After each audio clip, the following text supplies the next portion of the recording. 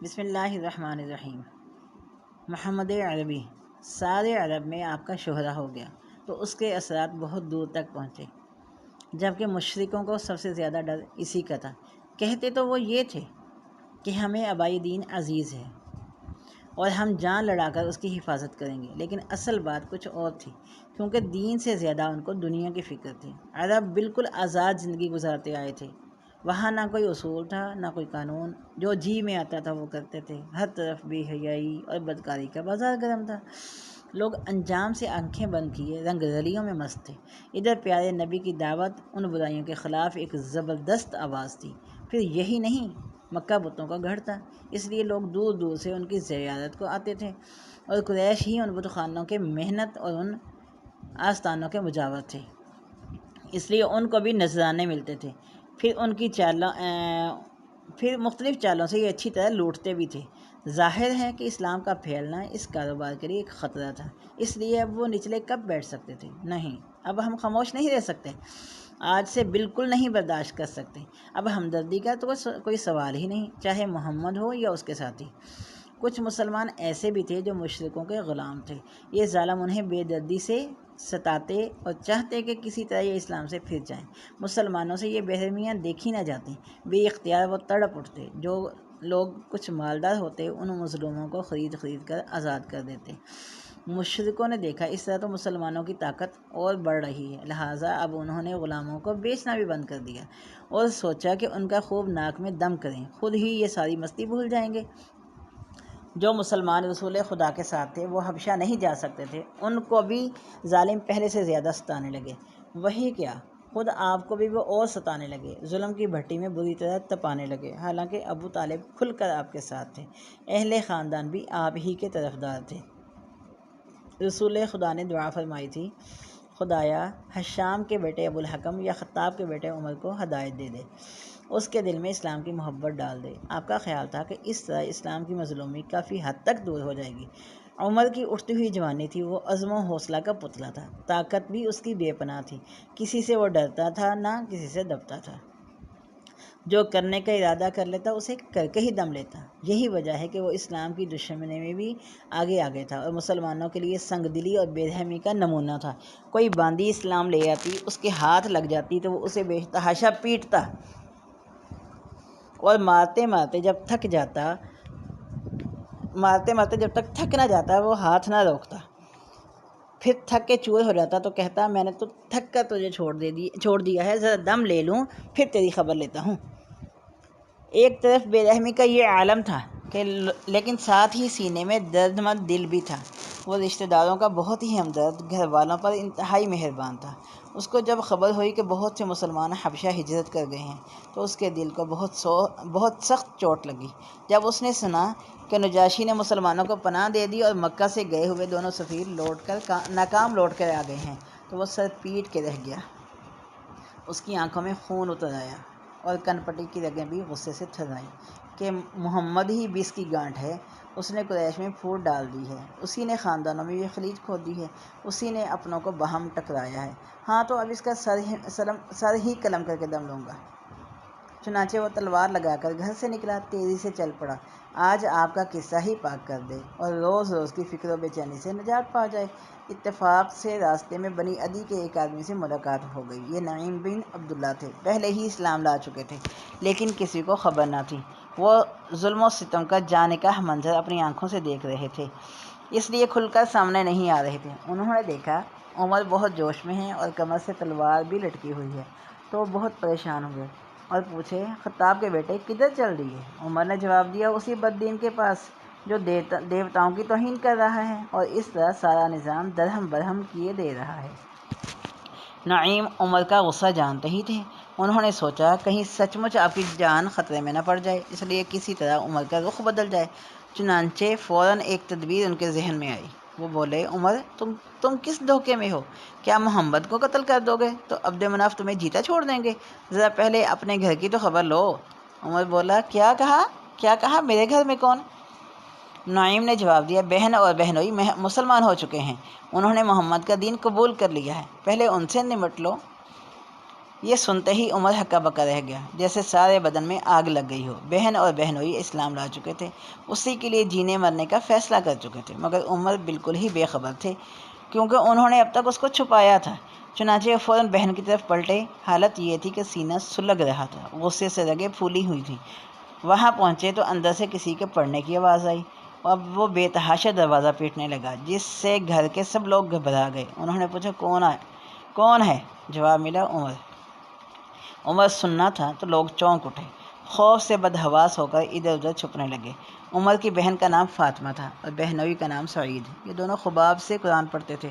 خباب کو خود پیارے نبی نے متعین کیا تھا، چنانچہ جو آیات نازل ہوتی یہ پڑھ کر سنا دیا کرتے تھے اور وہ دونوں یاد کر لیتے۔ اس وقت خباب سورۃ طٰہٰ پڑھ رہے تھے۔ عمر کی آواز سنتے ہی وہ اندر چھپ گئے دور، اور جس صحیفے سے وہ پڑھ رہے تھے اسے فاطمہ نے اپنے پیچھے چھپا لیا۔ پھر شوہر ہمت کر کے آگے بڑھے اور جا کر دروازہ کھولا۔ دروازہ کھلتے ہی عمر ایک غضبناک شیر کی طرح اندر آیا اور عقابی نگاہوں سے چاروں طرف دیکھنے لگا کہ ابھی جو آواز کانوں میں پڑی تھی وہ کہاں سے آئی، لیکن بہن اور بہنوئی کے سوا سامنے کوئی بھی نہ تھا۔ اسی لیے کڑک کے پوچھا، ابھی آواز کہاں سے آ رہی تھی؟ خوف سے تو برا حال ہی تھا، اس لیے سچ سچ بتانے کی ہمت نہ ہوئی۔ جھٹ بولے، یہاں تو کچھ بھی نہیں۔ عمر نے کہا، چھپاؤ نہیں، کیا سمجھتے ہو تمہارے اسلام کس سے میں بے خبر ہوں؟ یہ کہہ کر وہ بہنوئی کی طرف بڑھا، بے تحاشا انہیں پیٹنے لگا۔ فاطمہ سے یہ دیکھا نہ گیا اور بڑھ کر شوہر کو بچانے لگیں۔ اب عمر نے بہن کو مارنا شروع کر دیا، اتنا مارا کہ سر پھٹ گیا، مگر آگ کو جتنا ہی پیٹو وہ اتنا ہی اوپر اٹھتی ہے۔ عمر کی مار سے بھی جوش و عقیدت کی آگ اور بھڑک اٹھی، چنانچہ فاطمہ اور ان کے شوہر چیخ اٹھے، ہاں ہم اسلام لے آئے ہیں، جو چیز ہے کر لو۔ یہ آواز بے انتہا عزم و سوز میں ڈوبی ہوئی تھی، دل کی گہرائیوں سے نکلی ہوئی آواز براہ راست عمر کے دل سے ٹکرائی۔ اب عمر آگ سے پانی تھے، پتھر سے موم تھے، چنانچہ بے رحم ہاتھ چلتے چلتے رک گئے۔ بہن کے سر سے خون کے فوارے بھی جاری تھے۔ عمر کا دل یہ دردناک منظر دیکھ کر پسیج گیا، فوراً سر شرم سے جھک گیا۔ پھر یک نظر اس صحیفہ پر پڑی جس سے خباب پڑھ رہے تھے۔ اسے دیکھتے ہی انہوں نے بہن سے کہا، یہی تم دونوں پڑھ رہے تھے، ذرا دینا میں بھی تو اسے دیکھوں۔ بہن بولی، مجھے ڈر ہے کہ وہ تمہارے ہاتھ لگ گیا تو پھر نہیں ملے گا، مگر عمر نے اطمینان دلایا اور قسم کھا کر کہا، میں اسے ضرور واپس کر دوں گا۔ چنانچہ فاطمہ نے وہ صحیفہ دیا۔ دل میں یہ تمنا چٹکیاں لے رہی تھی، کاش یہ اسلام لے آئے۔ عمر نے صحیفہ کو لیا، صحیفہ کو غور سے دیکھا، پڑھتے ہی دل کانپ اٹھا، خوف دہشت سے لرز اٹھا، پھر بے اختیار زبان سے نکلا، کتنا اچھا اور پاکیزہ کلام ہے۔ خباب قریب ہی چھپے ہوئے تھے، سارا ماجرا دیکھ رہے تھے، فوراً باہر آئے، بولے، عمر، رسول خدا نے دعا فرمائی تھی کہ خدایا ہشام کے بیٹے ابوالحکم یا خطاب کے بیٹے عمر سے اسلام کی مدد فرما۔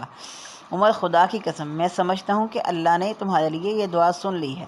اب اللہ سے جڑ جاؤ، اب اس کے در کو نہ چھوڑنا۔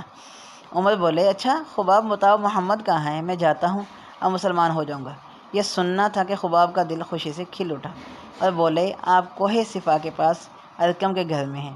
اللہ اللہ! فاطمہ کی زندگی کا یہ کتنا پرمسرت لمحہ تھا، سعید کی خوشی کا کیا عالم تھا۔ آج فاطمہ کا بھائی اور سعید کا سالہ اسلام کی گود میں تھا۔ عمر آئے تو مشرک تھے، خون محمد کے پیاسے تھے، اور جا رہے تھے تو تنہا خدا کے غلام اور محمد کے سچے جانثار تھے۔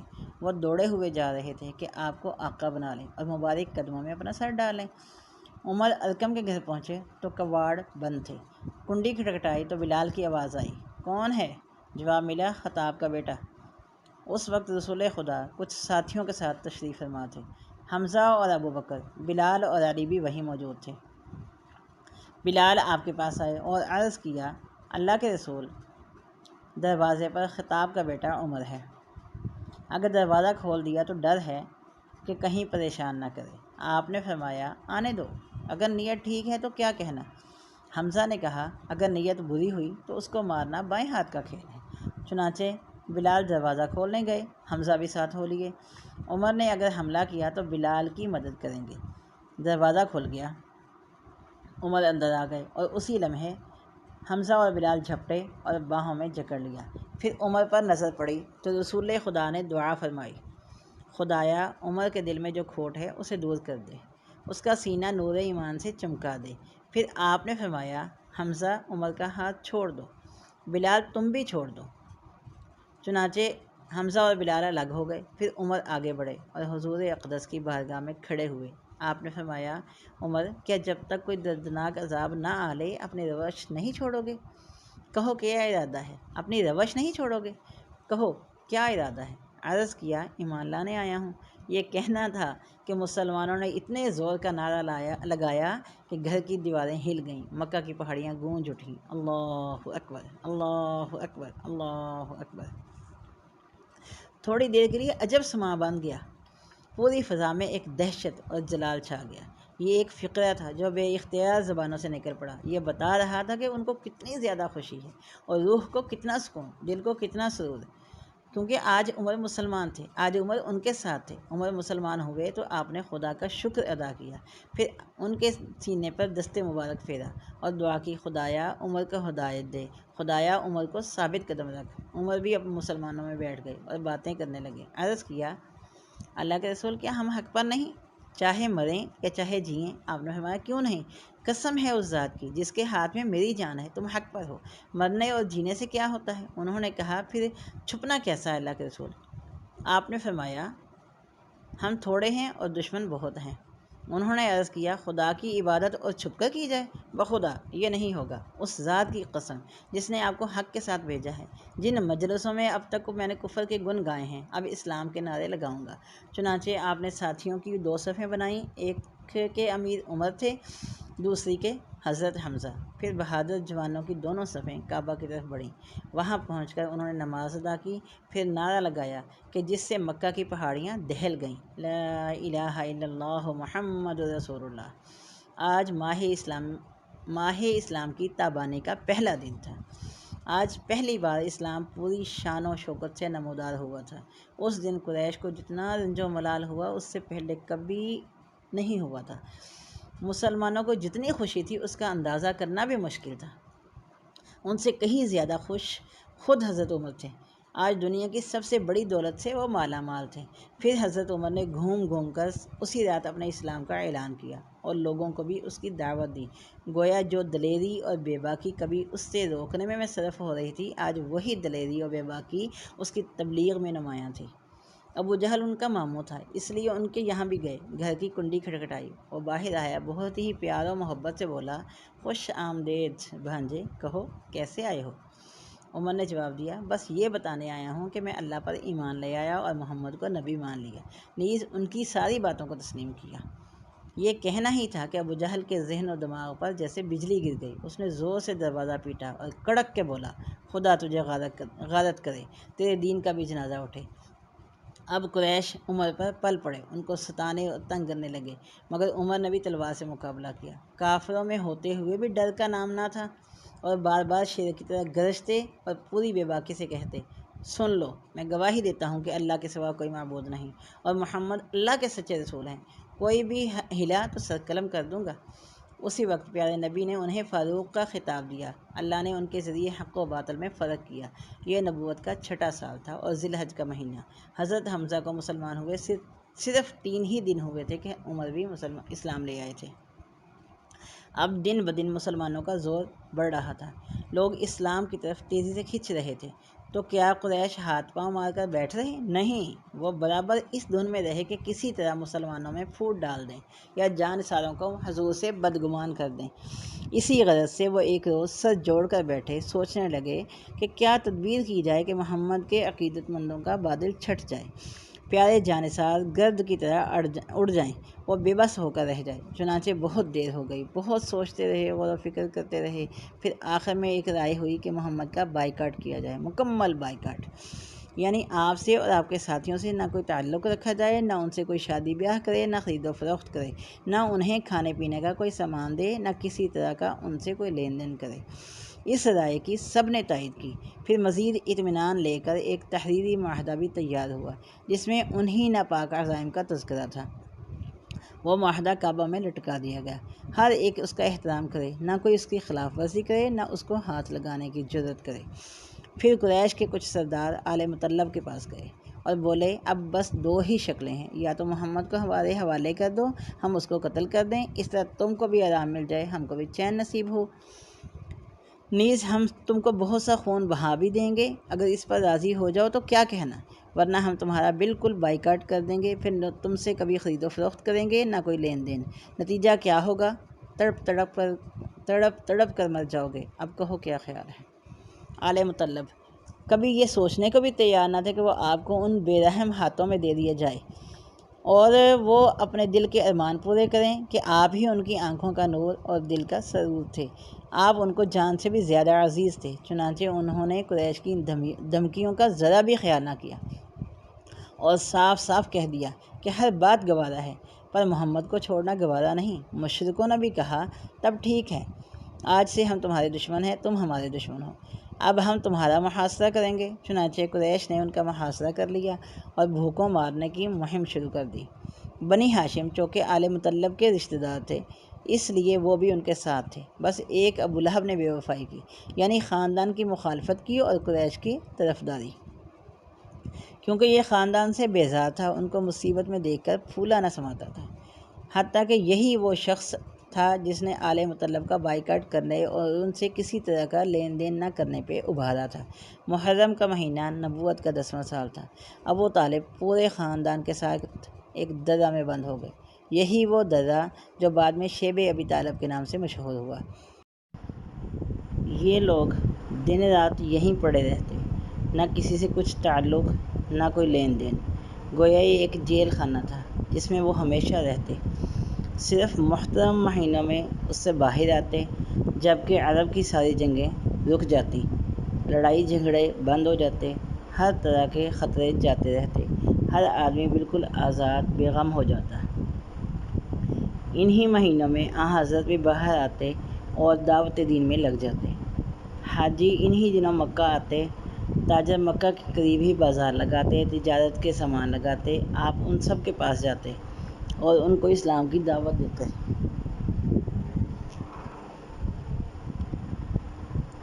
بہت ہی درد اور محبت سے فرماتے، خدا کا دین قبول کر لو، وہ بہت خوش ہوگا، تم پر مہربان ہوگا اور اچھا بدلہ دے گا، اور اگر کفر و شرک سے چمٹے رہے، اس دین کو ٹھکرا دیا تو وہ ناراض ہوگا اور بہت سخت عذاب دے گا۔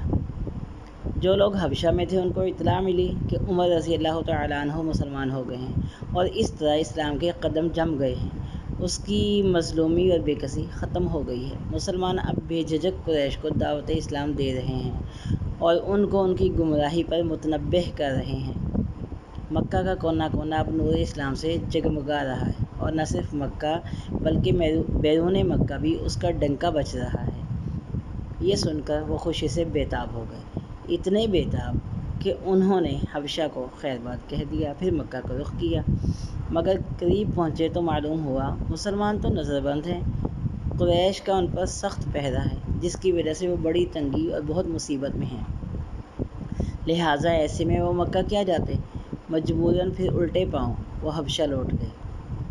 درہ میں پیارے نبی صلی اللہ علیہ وآلہ وسلم اور مخلص ساتھی پڑے رہے، 1 مہینہ نہیں، 2 مہینہ نہیں، سال 6 مہینے بھی نہیں، مسلسل 3 سال پڑے رہے، بلائیں امڑ امڑ کر آتی رہیں، سب سہتے رہے، بالآخر جب پانی سر سے اونچا ہو گیا تو آپ صلی اللہ علیہ وآلہ وسلم نے ان ساتھیوں کو بھی ہجرت کی اجازت دے دی، چنانچہ مخلص ساتھیوں نے حبشہ کو رخ کیا، وہاں پہنچ کر انہوں نے اطمینان کا سانس لیا، اور اب مکہ میں صرف چند گنے چنے مسلمان رہ گئے۔ جو مسلمان رہ گئے ان پر ایک عرصہ تک دشمنوں کا پہرا رہا، جس کی وجہ سے ایک ایک لمحہ ان کے لیے عذاب بن گیا، لیکن واہ رہی غیرت و حمیت، سب کچھ ایک طرف، اور آل مطلب کا جوش و جذبہ ایک طرف، بھوک فاقہ کی سختیاں وہ سہتے رہے، مگر آپ صلی اللہ علیہ وآلہ وسلم پر ذرا بھی آنچ نہ آنے دی، اور جی جان سے آپ صلی اللہ علیہ وآلہ وسلم کی حفاظت کی۔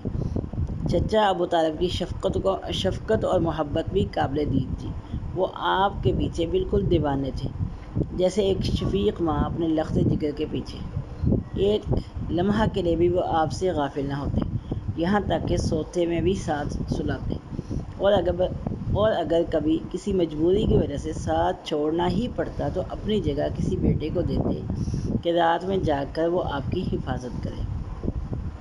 کتنا کھٹن مرحلہ تھا یہ، سارا ماحول دشمن، دوست عزیز سب سے انبن، پاس کھانے کے لیے کچھ نہیں، لوگوں سے کوئی لین دین نہیں، گویا ہر وقت موت منہ کھولے کھڑی ہے۔ مگر ایسے میں اللہ نے مدد کی اور کچھ دلوں کو ان کے لیے نرم کر دیا۔ چنانچہ مسلمانوں کی بے بسی دیکھ کر انہیں ترس آنے لگا اور اب وہ چھپ چھپ کر ان کے پاس آتے اور کچھ کھانے پینے کا سامان دے جاتے۔ انہی لوگوں میں ایک حزام کے بیٹے حکیم تھے۔ خدیجہ رضی اللہ تعالیٰ عنہ ان کی پھوپھی تھی۔ یہ اپنی پھوپھی کو روٹی سالن دے جاتے، حضرت خدیجہ خود کھاتی، اوروں کو کھلاتی۔ اس طرح عمر کے بیٹے حشام بھی ان مسلمانوں کے بڑے ہمدرد تھے۔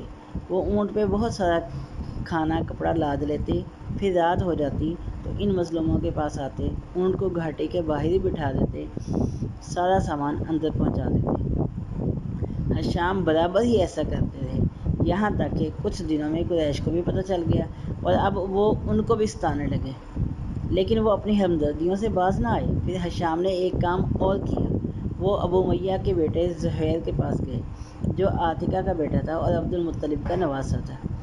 اس سے جا کر حشام نے کہا، زہیر تم خوب عیش کرو، عمدہ سے عمدہ کھانے کھاؤ، اچھے سے اچھے کپڑے پہنو، اور تمہارے ماموں اس طرح رسوائی اور بے کسی کے دن پورے کریں۔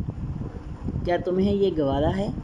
خدا کی قسم اگر یہ لوگ ابو الحکم کے ماموں ہوتے، تم اس سے ایسا کرنے کو کہتے تو وہ ہرگز نہ تیار ہوتا۔ زہیر بولا، میں تنہا کیا کر سکتا ہوں؟ خدا کی قسم اگر کوئی ساتھ دینے والا ہوتا تو میں اس معاہدہ کو توڑ دیتا۔ حشام نے کہا، کوئی اور مل جائے تو؟ زہیر بولا، وہ کون؟ حشام نے کہا، میں۔ زہیر بولا، اچھا ایک اور آدمی تلاش کرو، کوئی اور مل جائے تو بڑا اچھا رہے گا۔